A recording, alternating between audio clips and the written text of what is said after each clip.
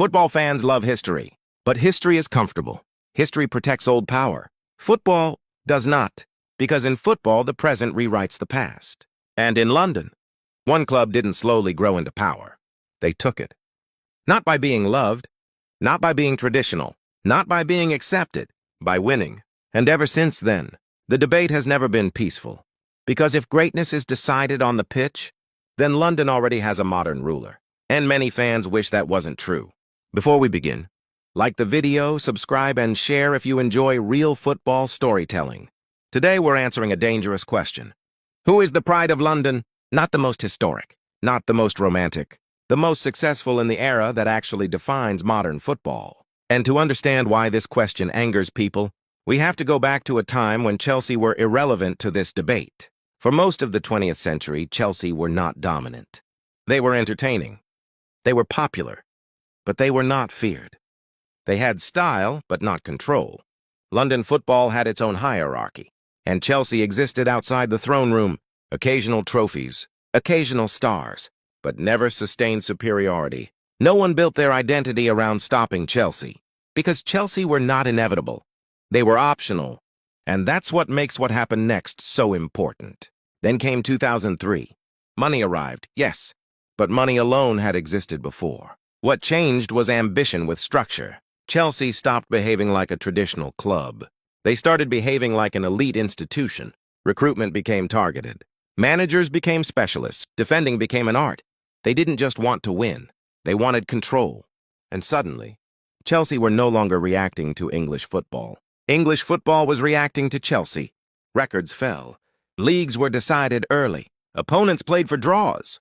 London's balance shifted. Not emotionally, competitively. Domestic success builds reputation. European success builds legacy. Because Europe removes excuses, different styles, different pressures, different environments. And Chelsea delivered the ultimate statement. 2012, against the odds. Not the best team, not the favorite, but the strongest mentally. They survived pressure that breaks clubs. Then they did it again in 2021. Different players, different manager. Same mentality. That's when a successful club becomes a big club. When success repeats without relying on a single generation. And no London club matched that European authority. So why is this argument still emotional? Because football identity used to come from tradition. Chelsea changed the rule. Performance defines status, and that threatens history-based hierarchies. Some clubs have older memories. Chelsea have stronger modern evidence, and modern football is watched globally, meaning modern dominance matters more than past popularity. The uncomfortable truth.